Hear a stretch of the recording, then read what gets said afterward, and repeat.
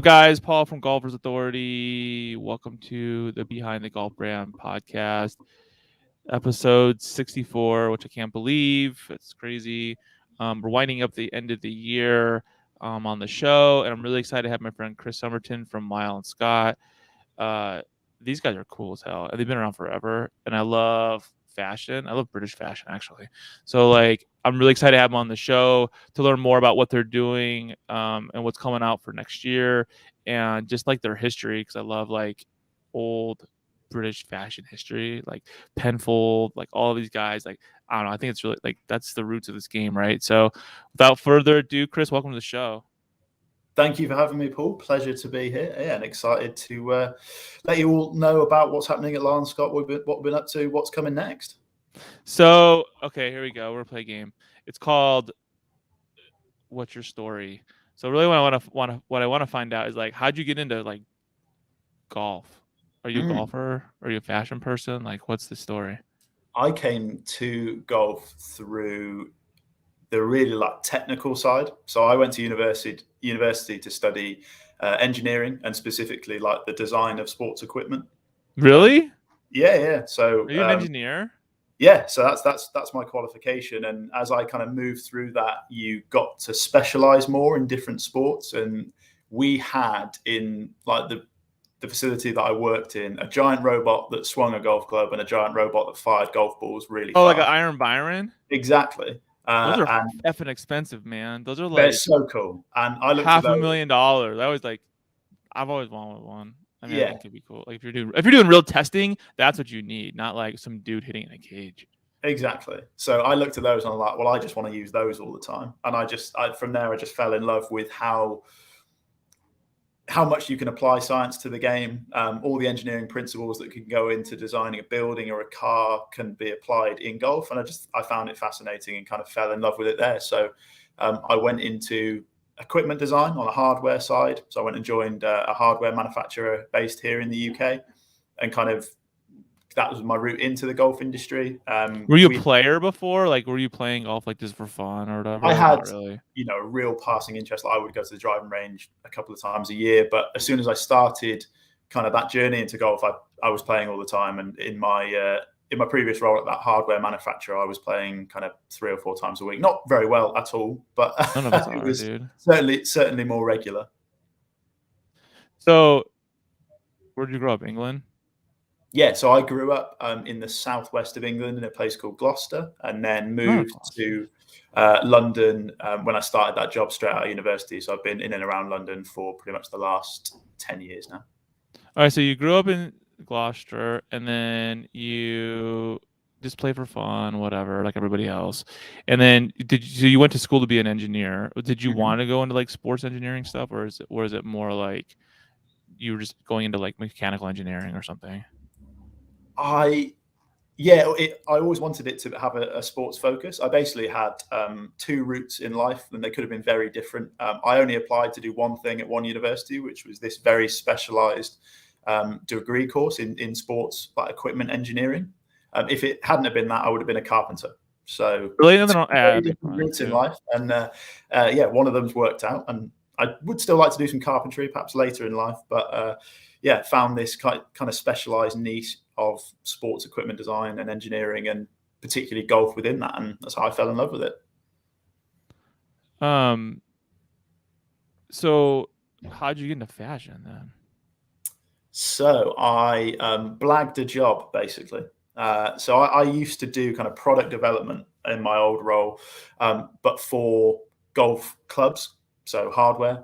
For who? It was a vacancy advertised here for a product developer, which on paper sounded very similar to what I was doing at the other company. And then, got through an interview, talked about golf a lot, had a good conversation with the guy that was interviewing me, arrived here and realized I just knew absolutely nothing about what was happening here. I look at the product development team who sit downstairs, and they are infinitely more knowledgeable about it than I ever was. I got imposter syndrome to the max, because I literally didn't know the words they were saying, what anything meant. Jersey, I didn't know what that was. I've learned a lot since over the last kind of. That's a British word, man. You need to say some English words, shirt. It was kind of that basic. But we muddled through, and so I did that for about a year, and that was kind of my introduction into the world of fashion and specifically golf fashion. Was it Lyle and Scott? That's who Yeah. it was. So then before Lyle and Scott, where were you? Were you working at I was another at company a UK hardware manufacturer called Ben Ross, and we also had the distribution for Bridgestone golf balls in the UK. Oh shit! So it's like a big distributor who also makes stuff. There's lots of those. I've learned that. Exactly. That's the thing's really weird about golf. There's a lot of distributors that do that. Like, what is Ben Ross? Is that like a corporation or is that a privately held company? It's family-owned company for. Dude, they're all like that, man. Yeah. It's so weird. I've learned that lately, and it blows my mind because like in the last year, I've realized that, like, some of the biggest players are closely held family companies that have like 7 or 8 huge brands under them that they're the main distributor for, and you're like, I would never have known that in a million years, right? It's like crazy. Yeah, it's crazy. Like, they're all like not big corporations. I don't know. There's like at least 3 I can think of at the top of my mind. Like even Lyle and Scott, we're owned by one person. Like, really? Yeah. Okay, we'll get to that in a minute. So then when you were at the other company, you were doing like design work, or what were you doing? Yeah, so literally everything, the whole product story from sketches onto a page to making sure it was delivered into the warehouses to customers all the way through. You're talented at drawing stuff and figuring stuff out. That's okay, because you're like, I could have been a carpenter. Well, yeah, it's like you're just designing, right? You're like figuring it out, making it look cool. Like, that's the carpenter, just the wood and a house. Yeah. It's product ownership from start to finish, which is what I like. That's really cool. It's what we get to do here. So then you are Lyle Scott, and you're like, oh yeah, man, I know golf real well, and they like interview you, and you're like, oh crap. Did you think you didn't get the job when you first interviewed? Yeah, I mean, I wasn't that hopeful. I mean, I came in and I was like, oh, this is like, it was the opposite end to what I'd been used to. So did you interview with Lyle or Scott? Just kidding. I can't remember which one it was, but it was a nice guy called Tom. Actually, I do remember it well. Actually, the second stage. So I met the director for that part of the business at that time, and then the second stage, I came back for an interview with the CEO, and he put me at ease because he said, well, to get to this stage, you must be technically good enough to get the job. But I turned up as a inexperienced, what would I have been, maybe 22 or 23-year-old. I was still wearing a suit that didn't really fit very well. I turned up. Get over it, Lyle. I bought the suit through you guys. I'm a competitor. I accidentally wore a competitor's shirt, which I don't think they realized. At least they haven't told me yet. But that was a big. They know now. There is, it's all out now. But I turned up wearing this like kind of grey suit that kind of washed me out. Didn't look very good. And the CEO, we spoke for about 5 minutes, and he said, look, you're obviously good enough to do the job. That's fine, but I think you're quite boring.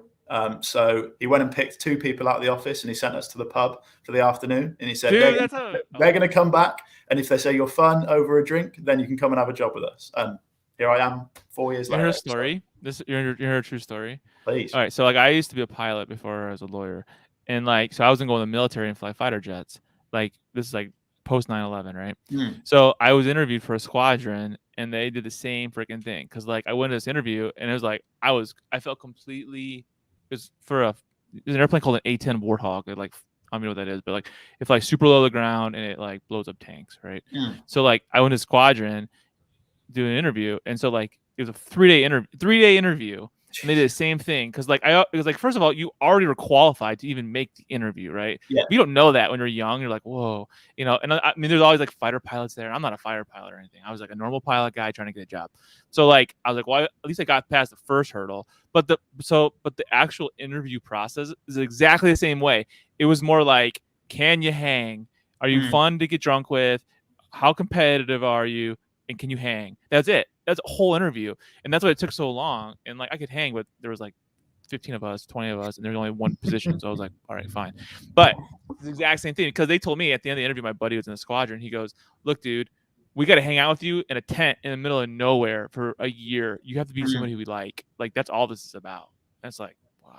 But the same thing they did to you. That tells you how good of CEO he is, because That's all that mattered, right? Whether or not you're Yeah. going to fit in. Not like, oh, can he do his job? Like anybody can do the job. I mean, if you're on paper, right? But like, is he cool? Can he hang? Does he get it? You know, that's awesome. That's the first time I ever heard that. That's a very good way of interviewing people. Yeah, like, off and the cuff. we do the same now, really, for everybody. It's there's an You probably do assumed that every level. day after work. You just get smashed at a pub. You're like, oh yeah, we're interviewing. We do some work in between it, but yeah, No, you pretty don't. much. No lies. You're right. Okay. You're like drawing. You're like drawing on the back of a pub napkin. So, so then you obviously passed the test, right? Somehow, yeah. You lied your way through it. Just kidding. I mean, they believed it, so it didn't matter. So, okay, so you get the job. How long have you been there? Like, when did you start? So I've been here for just over 3 years now. Started in October of 2018. Were you coming on board only to do golf fashion or all Golf. types of fashion? Golf and our sportswear collection at that time. So, what's the story with Lyle and Scott? Like, tell me the history, because they've been around for like a million years, right? Like, Yeah, we've been not around a million for years, but like they've been around for a really long time. They're an established British apparel company. So, what's the story with them? Yeah, so we are old. We were established in September of 1874. So we are 147 years old. We've seen a lot of things come and go. It's things changed a lot. Lots of kings and queens. Literally. Wars. Regime changes, everything. So we were founded in this tiny little town in the Scottish borders called Hawick, which is about an hour and a half south of Edinburgh.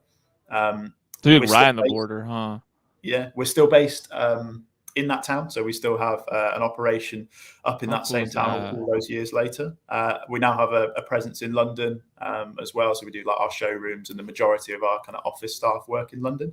So we're across those two sites, split across the two. But we've done loads of stuff in that 147 years. We started out as a manufacturer, so we were making knitwear, and particularly we started off making underwear. So like silk and woolen underwear. We had the license for Y fronts around the Second World War. And then we kind of moved into fashion, men's and women's. So we did some collaborations with Christian Dior in the 50s and 60s.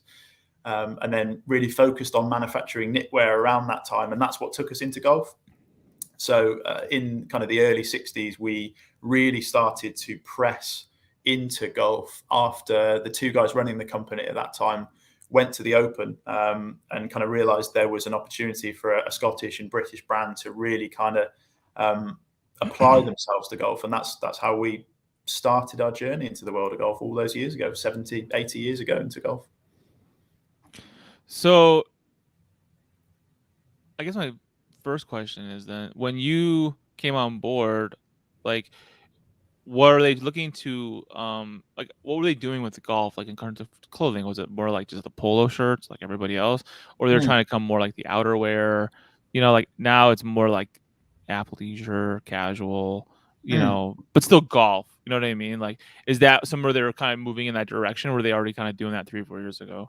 Yeah, it was a start of kind of renewed focus on golf, really. So we've been in golf for a really long time, 75 odd years. But over the last kind of 15 to 20, we probably haven't focused on it as much as we could or should have done. We had the fashion side of our business that was really exploding. Kind of around the early 2000s, it really kicked off around the independent music scene in London. So bands like the Arctic Monkeys and the Libertines kind of adopted. Oh, really? Oh, that's cool as hell. And we exploded as a result on the fashion side.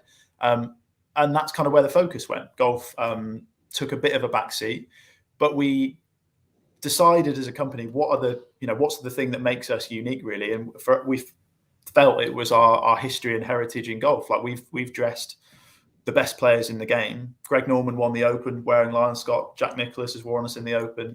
These icons of the game are a really important part of our kind of brand history. So we wanted to give it the focus and attention that it needs and make it really important to us again. And that kind of started around the time I came in to the company about 3 years ago, and has had a kind of real emphasis in the last kind of 6 months to a year. We're building the golf team. We're expanding into the USA. We're building kind of our global business around golf. And yeah, we're going to go Dude, back golf's to blowing being, up, man. yeah, Like we're big going to time. go back to being one of the most influential golf fashion brands. It's what we were before, so we're going to go back to that position. Well, here's what's cool I think about you guys. Like, first of all, like your designs are pretty sick. They're very classy and like, but they're still like modern. That makes sense. Like, you know, and the price point is not like crazy high. Like I've seen some other brands are like, you know, $500-600 for whatever, like a jacket. But like, you know, it's affordable, but it's like you get what you pay for. You know what I mean? So it's like, and I love your logo. Your logo's badass, dude. Like seriously, that's like the most iconic looking logo. I don't know. You could tell you guys already are a fashion brand, right? Like what happens is you get brands that come in, they're not a fashion brand. Other guys are like, oh, I'm gonna start a fashion company in golf, and then they have to create a brand, like a fashion. They don't have the, I don't know what's the word, like background to actually create something nice. You know what I mean? It looks like some guy's making it in his garage or something. But I mean, that's what when I first saw your catalog this year, I was like, oh, it's sick, and like, you know, and so I think it's really cool what you guys are doing. So right now, then, are you focusing mainly on like the winter gear because it's winter, or like you starting to prepare for the spring? I've got fingers in about 5 different seasons at this point in time.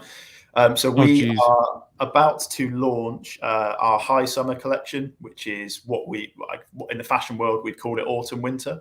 In golf, we kind of move away from that terminology because certainly in the UK and Europe, autumn winter is snowy and cold, and the golf courses are closed. So we position it as high summer, and it's a bit more colourful and designed for warm weather than our autumn winter collection would be. So we're about to launch that for 2022 to our kind of agents, distributors, go out and sell it into the market.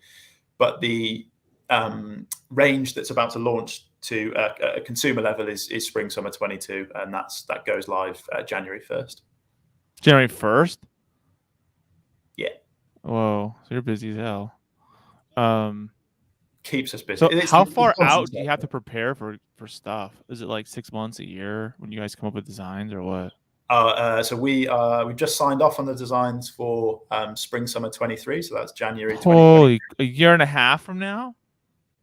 I mean, if anything, that's probably not far enough in advance anymore. Really? You know, when the world was normal, that was probably about enough time. But the pressures of everything that's happening in the world at the moment means that everything takes so much longer than it normally would. And 18 months is probably the minimum you need to do it. When I see, I know, it's a luxury to be able to work that far in advance and, have stuff in the pipeline to allow you to work that far in advance. But when I see, brands trying to launch a season ahead, it's so difficult to do things on that tight a turnaround. If one thing goes wrong, you're then really struggling. And that's the fear I have for when you see newer brands or smaller brands coming on the market, that I hope they can get through those kind of initial seasons where you're kind of working and living season to season, and you're not able to get that far ahead.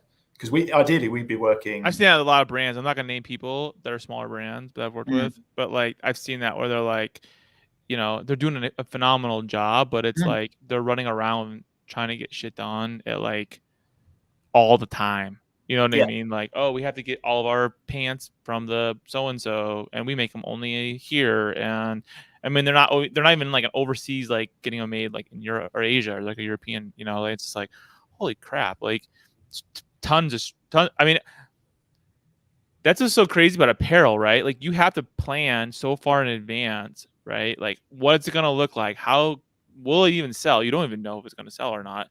Now you gotta get a ton of them made, right? Then you gotta get them out to your buyers, right? And try to sell them out to the buyers, and then they buy them, and then you gotta deliver them, and they may or may not even sell. And you're planning stuff a year and a half in advance. Like a year and a half ago, we didn't even have COVID, right? Like this is even on the radar.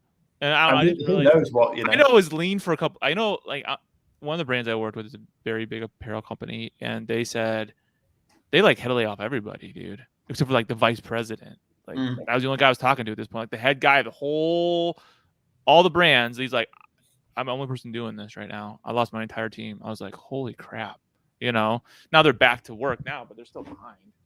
So it's like I just couldn't imagine the stress. That's crazy that far out in advance. I mean, because that's the kind of hard part, right? It's like moving the Titanic. It's like when you're a big company and you're coming that far ahead, you got to plan that far ahead. If you're a smaller brand who's not doing apparel. Apparel's hard as hell. Let me say my opinion on apparel. Apparel's hard, extremely hard, because like I tried doing that. It's hard as hell. Like if you know what you're doing, don't even compete. That's what I've learned. Like just don't. It is hard to do, and I think it's hard to do at scale as well. So you can definitely create something that's really cool and interesting, but are you going to be able to make and sell enough of it to be able to grow your business so you can buy yourself more time? And then, You have to put out so much capital too, right? Like, and there's no guarantee you're going to sell it. Like, it doesn't matter what you buy it at. It's like that spring summer range. If we're designing it now, so you've got the time and energy going into designing. We're paying people to do that. We have to go and pay for it. Waits probably realistically 6 months before we get it. We send it to a customer. They then sell it, and then they pay it for us. You're talking probably a year to get back any of the money that we paid out for it. it's a huge risk, but it's also a huge reward. But like, but that's the gamble. It's a huge gamble, and it's all apparel. That's not just with golf, but like, you know, I don't think I didn't know any of this stuff until I started being in this world, and I was like, holy crap! Like even you saying them, it just blows my mind. Like there's so much capital being spent, and you don't even know if you're gonna be able to sell it. I mean, I'm not saying you guys are not gonna be able to sell it, but like you guys can figure that out. But like a new brand, they have no idea. They're nobody. They have, and they think, oh, I'll figure it out. Okay, I'm gonna make some really cool shirts or whatever, right? And then say, okay, go. You spend a bunch of money on shirts. Now you have them sitting in your garage or whatever new startup, and then now you gotta sell them. And guess what? No one knows who you are. You gotta pay for ads, like all this crap. But again, once we're back, nobody knows who you are. So it's like, yeah, it's. So you're already coming out with, oh wow. So are you guys going to the PGA show then this year? We are. So yeah, PGA show in January 2022. We'll be launching our High Summer 22 collection. So that'll be the first range that is available in the USA. So at the moment, we don't really do anything as a brand on the fashion side or golf or sports into the USA, but we're launching into the USA with golf. With High Summer 22, so July of 2022. So it's like a big launch for you guys to come to the United States and massive, like show, hey, we're here to play, right? Absolutely, like, yeah. What did you guys have to do last year when there was no, or this year, I guess, when there was no? You guys just stayed in Europe then, in England for? Yeah, so we the pandemic was a strange one for golf. We were probably the only sport that benefited. It's obviously very difficult, and golf retail in particular was hard because it was closed for a long period of time. You know, and on-course retailers are entirely reliant on their footfall. Normally, they don't have a digital presence, so they need their members there playing in order to sell things.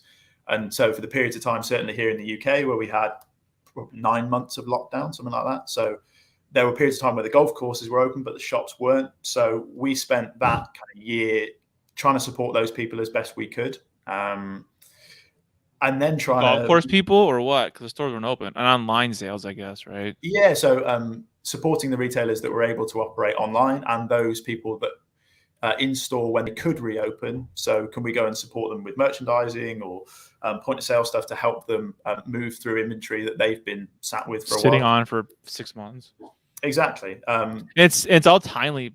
Everything's timely, right? So it's like designs come and go. So it's like if you're stuck with that for 6 months, now what do? Right? You try to sell it.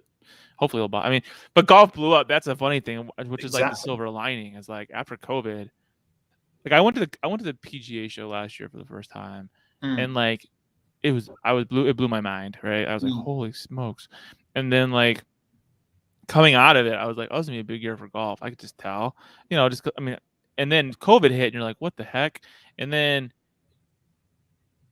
it just blew up, like bigger than ever. And I think like it'll never be like that ever again. Like, I mean, you're going to compound it over time, but it's not like you're never going to see like that big of an increase in any sport, right? Like,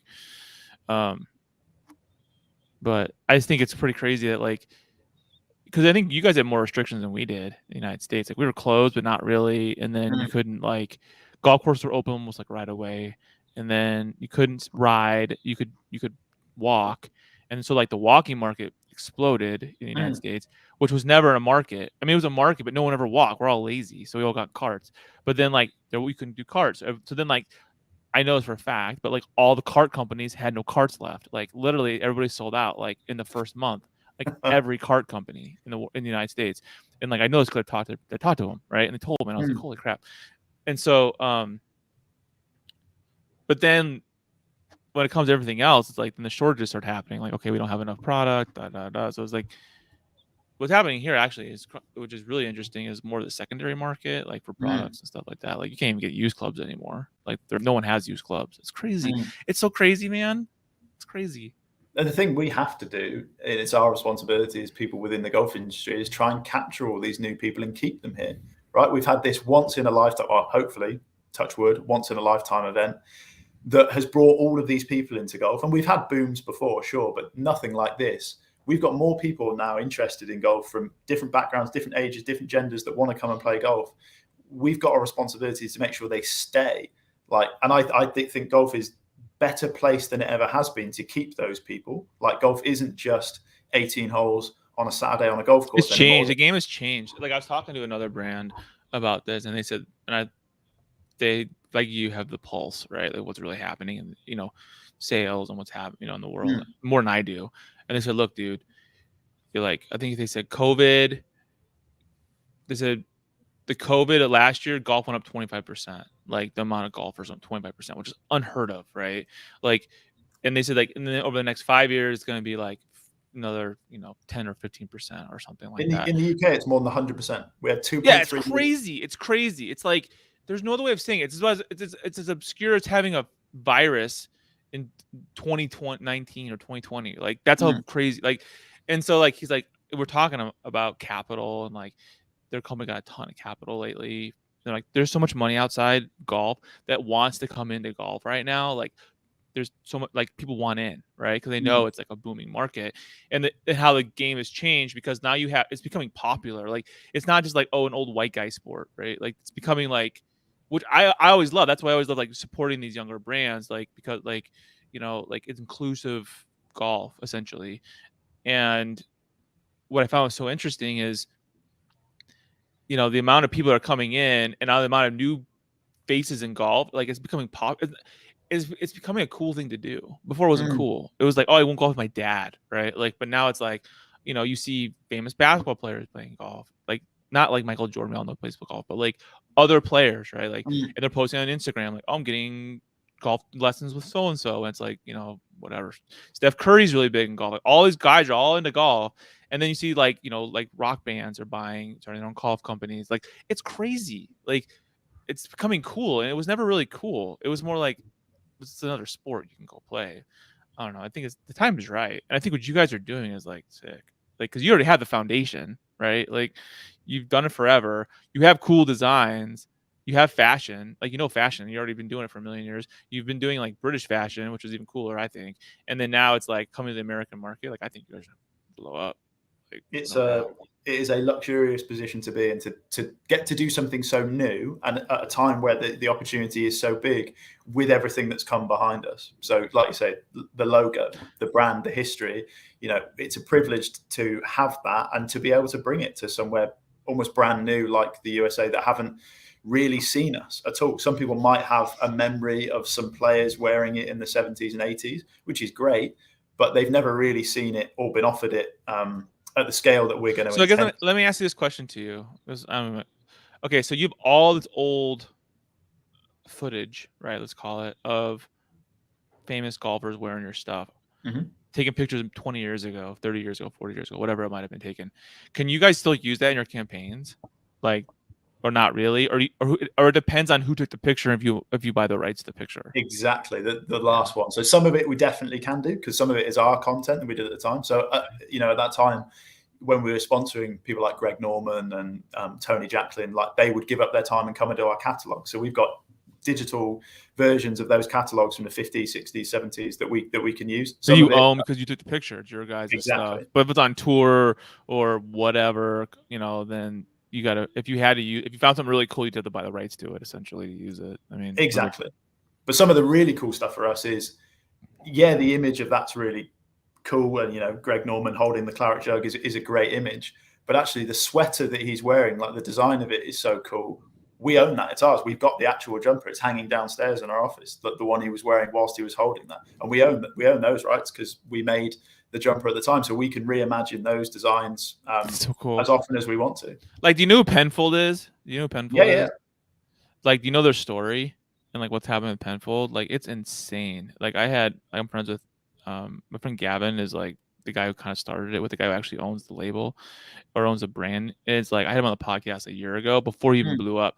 But when I learned about I saw what he was doing on Instagram, I'm like, that's cool. And I talked to him and I was like, oh my God, that's the freaking coolest. Like, you know the story, right? Like, it pretty much just went away. Like, it disappeared off the face of the earth.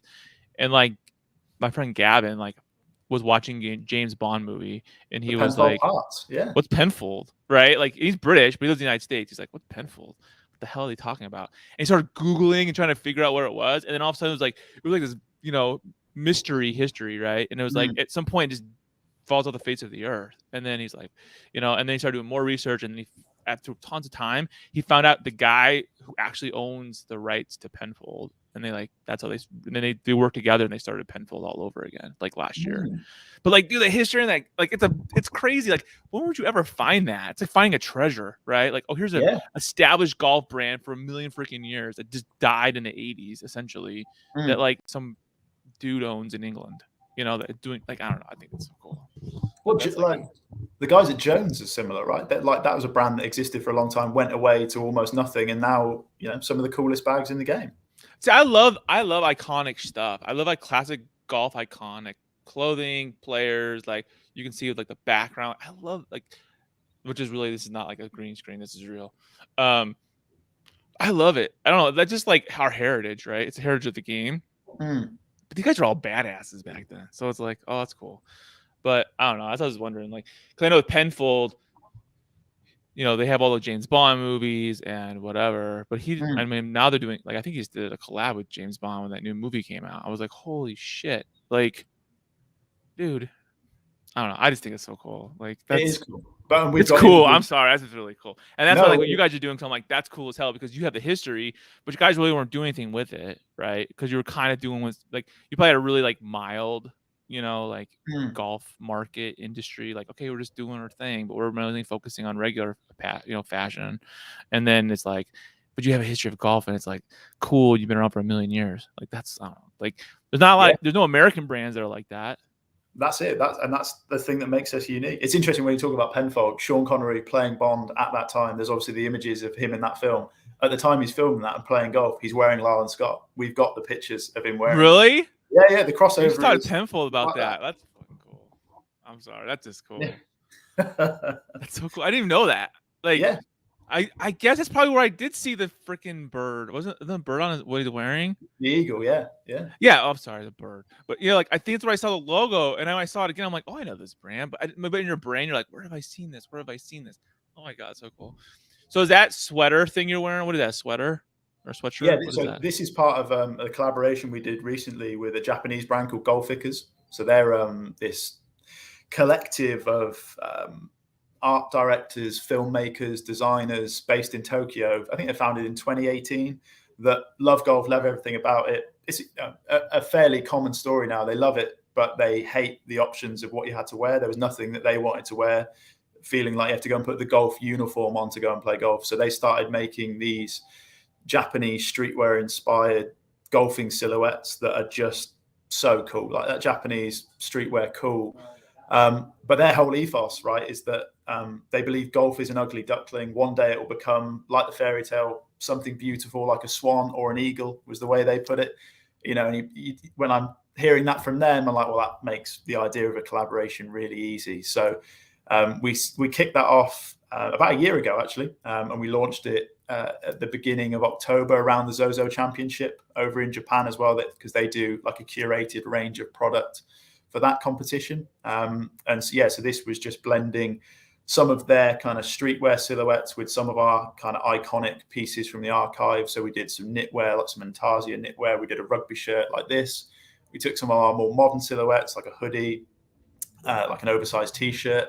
and released this limited capsule with a number of retailers here in Europe, in the US, and over in Japan as well. So yeah, a little collaboration in the world of golf, which hopefully is an indication of things to come. It's like the world of golf has just discovered that collaboration is possible. You don't have to be scared of the other brands. You can talk to each other and make cool stuff happen. So we hope we can continue to collaborate with lots of different people over the coming years.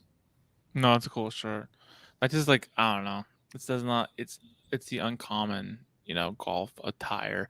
Like seriously, like golf polo shirts are like boring, right? Like a plain old polo shirt, and then like Bad Birdie, they blew up in the last 2 years, and they have some really cool like designs on their polo, right? I think people want to see color and they want to see something. I don't know, like I'd wear that thing you're wearing right there. I'd wear that all day long. That thing's cool. I don't know, it reminds me it's very like 90s ish too. Like that looks like something I'd wear like when I was a kid, right? Or like, I don't know, it just looks cool. Like we definitely see that kind of more classic, more kind of sartorial way of dressing coming back into golf, and for us that's a huge opportunity because we can just literally throw open the archive to whatever period of time. You already have a design. It's just like, okay, how can we make this more modern, or put that spin on it, or that tweet. That's cool. Yeah, so I just saw it, like, that's a cool shirt. We literally have an archive up in Scotland that has either the products or the designs, the lookbooks, or the instructions for the machines that made the garments. Was that what made you so excited when you got the job over there? You're like, holy crap, like they have a lot of stuff. Or did you already know that? Privilege. When I joined, actually, it was someone's project at the time. So it all existed. It was all just kind of in the corner of a building, and everyone knew this history was there. And it was a young guy's kind of first job as an intern here to kind of catalog it, properly archive it. And he went through and did an amazing job categorizing everything. It's all digitally, labeled now, so we can go and find it. And for like the design team downstairs, like it's an amazing tool. They literally go, okay, the reference for this year or the period of time that's really cool is the early 70s. Did you totally do collections on that whole thing? Like, oh, we call it the 72 collection, right? And or whatever. And you could like retake that whole collection and make it a little bit more modern, but still make it look like from the 70s. And like, we literally did that this year for, I think it was 1986. We did some stuff in golf we made a collection, a little capsule around Greg Norman. So we did these beautiful kind of intarsia knitwear pieces with these check designs. We've re-released them in the fashion side of our business, all inspired by golf. So it's coming full circle now. Golf was the first thing, and then we went to fashion, and now we're coming back to golf, but they're all still inspiring each other. So even now, the fashion part of our business, which is by far the biggest bit, is being inspired by what we used to do in golf, which used to be the big bit. So the two things are going really nicely together. So are you doing just for the sports? Are you doing just the golf, your job, or are you doing like everything? Like what's the breadth of the sports that you guys do? Yeah, we have the fashion side, then we have sportswear, which is has kind of two arms to it. It has a sports style section, which is kind of fashion-led sportswear pieces, kind of on that athleisure trend. And then we have which is huge. Yeah, massive now. And then we have there's like half the things on your website I'd wear. Like I can see it right now. I wear that. Sorry. And then we have a venture section of sportswear, which is all about kind of outdoor sports, kind of tying back into period of our history when we were making garments in Scotland, where we were making really technical outerwear and knitwear pieces. So that's kind of how we tie back to that part of our history. And then we have the golf section, which is separate to all of those. So my remit is the golf section of our business. So growing and developing that here in the UK and Europe, and also launching into the US and with our partners in the rest of the world. So places like South Africa, Japan, and South Korea. Dude, I know that Japan's like massive right now. Golf is like beyond. It's like the thing to do. And you can't even find tea time there, like at all. Like I know that. That's what I'm told. Yeah, and they have kind of reversed the trend with golf in Japan. So they were seeing a steady decline in golf for a long period of time, and like they have an aging population anyway, but an aging population, particularly in golf, where the average golfer was getting older and older and older, and it's getting less accessible for younger people in Japan. And they, the guys we work with over there report that, we've seen a shift in the pandemic. You've seen it in the US, but they've seen a huge change in Japan and South Korea with people and young people going into golf, which is just transformative. There were, people. There's so many like little niches in golf right now that people could just focus on that one little part of golf when it comes, either it's a fashion, accessory, whatever, right? Equipment.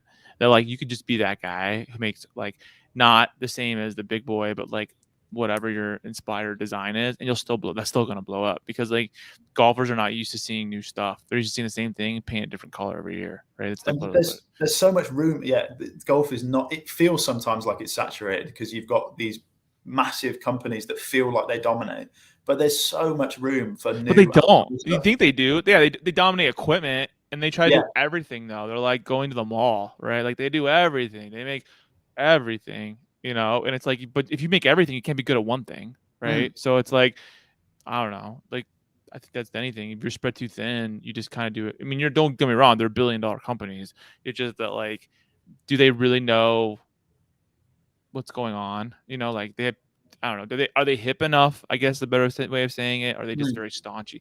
I'm not gonna say the brand, but one time I talked to this brand, and they're a club manufacturer. It's really big, and they literally told me no shit. Like they said, "We love to." This is what the person told me. We would love to work with you, but we can't. And it's not you, it's us. That's what the person told me. I was like, and I said, "Are we breaking up?" Because I feel like we're in high school and we're breaking up because, and it was just, but it almost like. It was perfectly said, and that's what some people go like, "Oh, who have you worked with?" I'm like, "Well, I've worked with the big brands," because I haven't. Because I mean, I review their stuff. I don't go to get it from them because they're different. But like, I just think it's cool. I've seen in the last 3 years like brands just explode. Like you would never expect. Like, really? They making 7-8 figures a year. I'm like, how? But it's like because they have their finger. They know what's going on. They know what's cool, and they like. I don't know, golf's changed. Like it's always like there's a lot of new. Here's the other thing, dude. There's a lot of new golfers, like brand new golfers that never played before. Like, and there's also a lot of people that like just played it, but they didn't play all that much, and now they're addicted to it again. So they're like totally into it. But I think you guys are in a very good position. Like you're just like this is my opinion. You guys are like Penfold, but a way better position than Penfold was because Penfold was like starting from scratch. You guys have been around forever, and you guys never went anywhere. And it's like you already have a market, you already have designs, you already have a team. Like it's just like, hey, we're gonna really do this now in golf, and we're gonna focus on bringing cooler stuff. And I think that's the one hard part with a fashion and apparel is that like you can make new cool designs and stuff, but like you're limited. Like you were saying before, you got to be so far out that like if you don't have the capital or the team, then you are literally just doing it.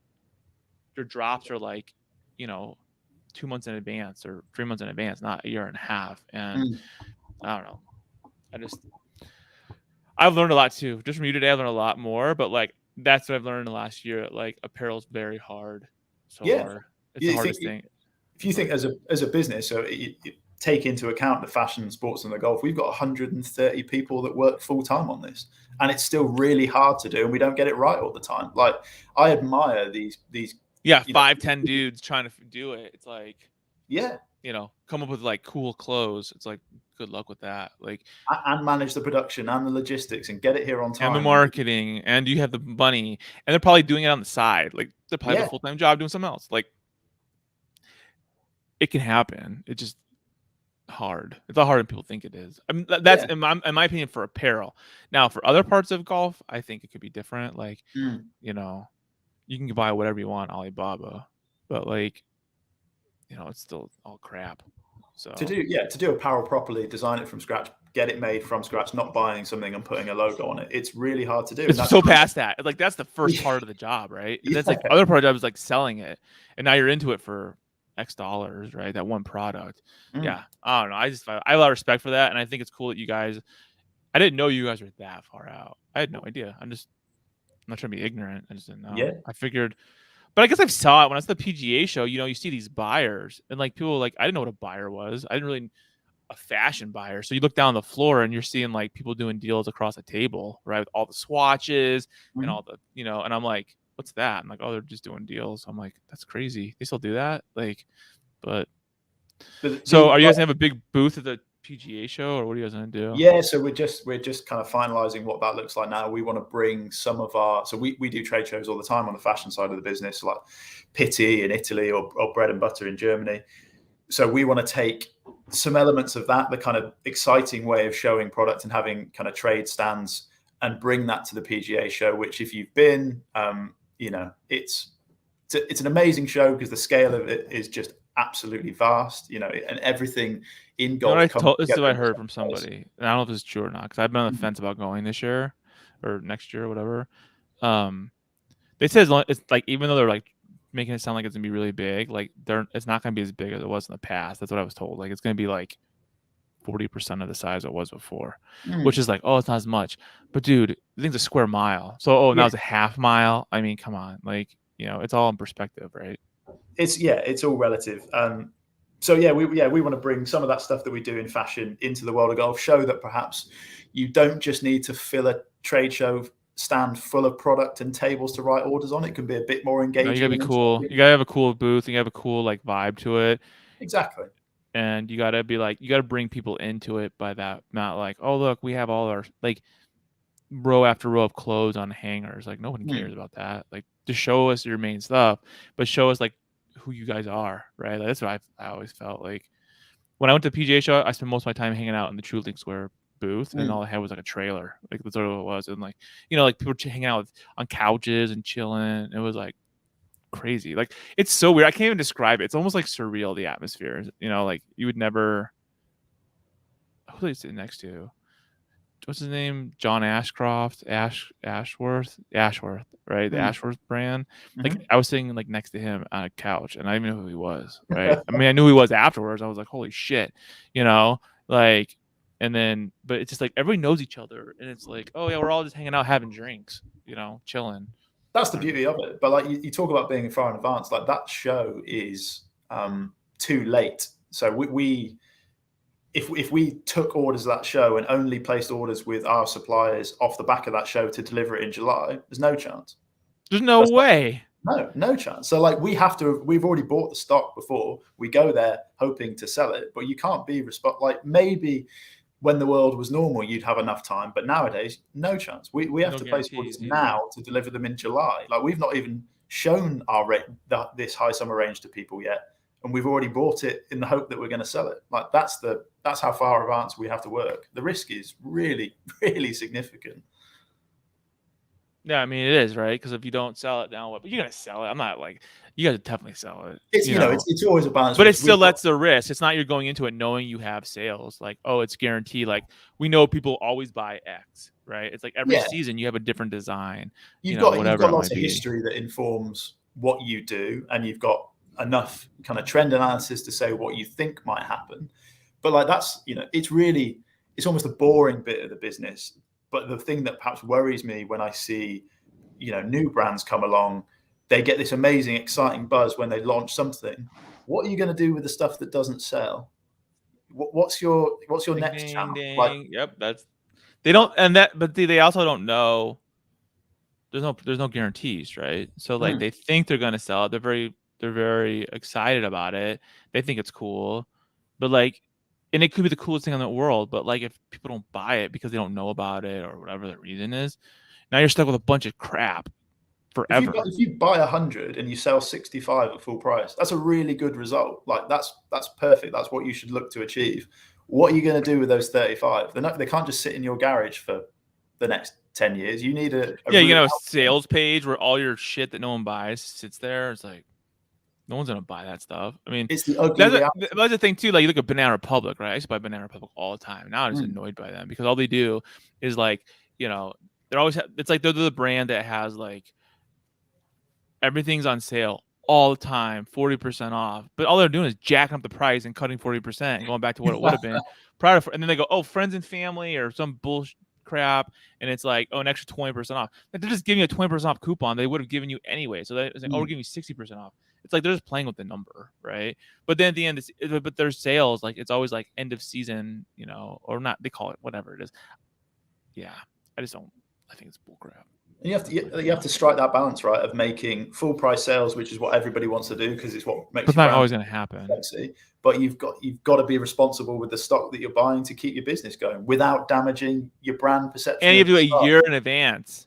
Yeah. Right. It's not like, oh, I'm going to come up with a thing, a doodad. And, you know, it's like, if they buy it, cool. If they don't, I'm only out a little bit. It's like, no, dude, you have a whole collection. Multiply it by how many sizes.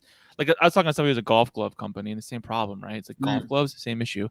When you buy a golf glove, you can't just buy one size, right? You got to buy a small, medium, large, extra large, and you have cadet sizes. Next thing you know, your order's twice the size it was for one glove that you may or may not even sell. Mm-hmm. You know, and it's like, oh, we sell half of them. Now we do the other half. I mean, this the throw game in the we trash. I mean, I don't even know. Go to Goodwill. Charity. Yeah, these are the challenges we face, but it's what we get paid to do. Well, I think it's cool because I think what you guys are like, honestly, man. I think what you have going on, you guys are gonna be big. Like, I mean, you already are big. I'm not trying to like be like, oh yeah, no. I think like you already have the road in front of you. It's just that you guys need to like come across the ocean really and be like, hey, we're here. So what's your plan? Like, where do you guys want to sell in the United States? Like in all the big retailers? Or are you trying to go like country clubs or what? So we'll have we kind of use the model that we have in the UK and elsewhere. We kind of have 3 tiers of product. We have good, better, and best, and that kind of defines where they get sold. So we will have a premium product and we have a premium distribution as a result of it. So we'll be working with premium clubs and resorts, and then retailers, be that bricks and mortar or digital, that are used to selling premium brands. So so long as they have adjacencies, the likes of J. Lindeberg, Grayson, Polo, like if they've got experience selling brands of that nature, then it's no big deal for them. Exactly. They're used to selling premium products like ours. They tell a story really well. They understand what goes, the time and effort that goes into product like these. We're not selling a shiny polo shirt for $19.99. They understand the difference between those two things. That's where we'll be selling. So, all over really. Are most of your sales right now online, like for your brand, or is it kind of half and half? Or so we are a wholesale business primarily. So we have our own e-commerce platform. You have to, obviously. We have a fledgling, essentially. Yeah, we have a fledgling retail business here in the UK and some flagship stores in Europe. So mainly in Holland and in Sweden. But the majority of our business, about 85%, comes from wholesale. So that's us selling to retailers for them. You're the designer. I mean, that's really cool. So then, like your online stuff, do you like sell through other online retailers like Trendy Golf and like stuff like that? Yeah. So we know the guys at Trendy really well. We've got a great relationship with them here in the UK. It does because they're already over there with you guys. Yeah. So we proud to work with those guys and on both UK and the US side. Are you guys looking to do more collaborations too with other golf brands? Definitely, yeah. So we've got a couple of really exciting bits lined up for kind of the next year. So we're now looking at what we would be doing for probably the late half of 2022 or the beginning of 2023. That's the reality nowadays of how long a collaboration. Everyone's busy. It's like, oh, you want to do a collab? Okay, well, we're both busy. So when are we gonna do it, and what are we gonna do it on? Like when I did my collaboration, dude, it was like, and it was only for one accessory, and it was like 9 months before they even launched it. If you think, you want to start from scratch and design a garment, say from, put it on paper, go through all the steps of properly prototyping it, testing it, making sure it's compliant, making sure it fits properly, making sure you can make it like you're talking a year minimum. You can rush it faster, but the risk is really high. If you want to do it properly, it takes at least a year. Yeah, because if it's garbage and it rips or like it's not, doesn't fit right, now you're all you have all other kinds of problems now you have to deal with, not just it doesn't fit some guy. That's cool. Yeah, I love the collabs. I was like when two brands do stuff. Like, well, you did that collab with a Japanese company. That looks kind of sick. So. Yes. So that was that kind of second collaboration we did it recently in golf. We worked with Malbon in 2019. We did some like archive inspired pieces of kind of knitwear. Dude, Malbon looks so big right now. Yeah, Malbon was huge 4 years ago. I mean, I could see Malvin turning almost into like another like Travis Matthews if you ever wanted to, or like it's gonna be such a big like cool big company that they're gonna get bought out. Like someone's gonna try to. I don't know if he will or not. But I could see like he'd be targeted, right? Let's put it that way, by like a big, like here's my opinion. Like with Travis Matthews, like same thing. Like Callaway bought him out, right, 2 years ago, whatever that was. I don't know. I just like seeing. It's crazy when you see that. You're like, oh, you're doing something right. Well, that's cool, man. I'm excited for you guys. I think you guys have some really like awesome design stuff that is gonna blow up in just a matter. And once you guys, I think it'll be a different conversation like a year from now, and you guys are gonna be like, oh yeah, wow, that's I remember I was talking to them when they were about to come over here. Even though it's a weird conversation because you guys are already around. It's just more like, hey, we're not really pushing it in the United States, and we're about to push it in the United States. But I think you guys are gonna like do really well in the United States. It would be good to have this conversation in a year's time. So we would be 4 months having. When you're working at a pub and you're all sad. You're like, oh yeah, I thought this thing was gonna happen, and now I'm just a bartender. And I'm like, it's okay. Just kidding. Oh man. Well, I'm excited. I think, where can people find you guys online so they can check you guys out? So they can see I'm not full of crap. Like, that's actually cool. So the website is lyleandscott.com, and then we're on all the social media platforms at Lyle and Scott. Cool. Well, I think we'll be having a different conversation a year from now, and I think that like I'm excited to do some stuff with you guys because I think you guys. I mean, I don't say this to everybody. Like, I think your clothes actually look cool and I'd wear it. Sometimes I get stuff and I'm like, I'll never wear that in a million years, right? And then I'm like, well, that's cool. I'd wear that. Oh, I'd wear that. So it's like almost like a classy, cool vibe, if that makes sense. Like you could probably wear that to work kind of clothes, and but still modern. You can go to the pub or like go to a bar or go hang out with your family or whatever. It's like I don't know. I'll give you an example. It's like True Links horseshoes, right? I can wear them at the golf course, or I can wear them to work, or I can wear them out when I go out here. It's like a multi. I just think you guys have that kind of style. Like it's not like, oh, it's a polo shirt. We're only to the golf course. Right? You absolutely nailed it. That's like everything we do it's golf lifestyle. Like there are brands that do the performance side of golf really, really well, and we're going to leave them to it. If you're selling on the technical features, the specs, that's not necessarily what. Yeah, like that's not us. Like we're gonna make a cool ass shirt that's comfortable, that looks cool, and it's usable, like it's functional. We're not gonna make you like the fancy ass Gore-Tex, blah blah blah. Maybe we do that or not. I don't really know. But I'm like, I think for me, it's like I go through like the gas station check. Would I be comfortable getting out of my car on the way home from golf to go into the shop and not feel like I'm wearing? I'm being looked at like, what the hell are you wearing? Exactly. As long as you're comfortable doing that, then we're doing something right. Well, that's the problem too with polos, right? Like everything's like those new polos that are skin ass tight that like are supposed to like help you keep you cool and whatever. But like you can't wear that to work. Like you can't wear that. Like, dude, you'd never wear that to work. I don't care if you're the buffest dude in the world. Like for reals. It's like it's made for a purpose, right? And it's like, but then also like you get those heavy ass ugly polos that are like, circa polo brand 1992 thick ass material. It's like, okay, I can wear it to work, but would I wear it out in public? My family probably not. I've been playing golf. Well, maybe it's not like hot outside, because it's heavy cotton and it's like I don't know. It's like it's an in between. It's like striking that balance is. Hard, but that's what we got to do. That's what we're doing. Well, cool. Thank you for being on the show today. I appreciate it. And you guys need to check out, Lyle and Scott. I think, obviously they're already pretty big in overseas, but I think they're gonna be big in the US. And I thank you for being on the show. Let's do this again sometime. Look forward to it. Thanks, Paul.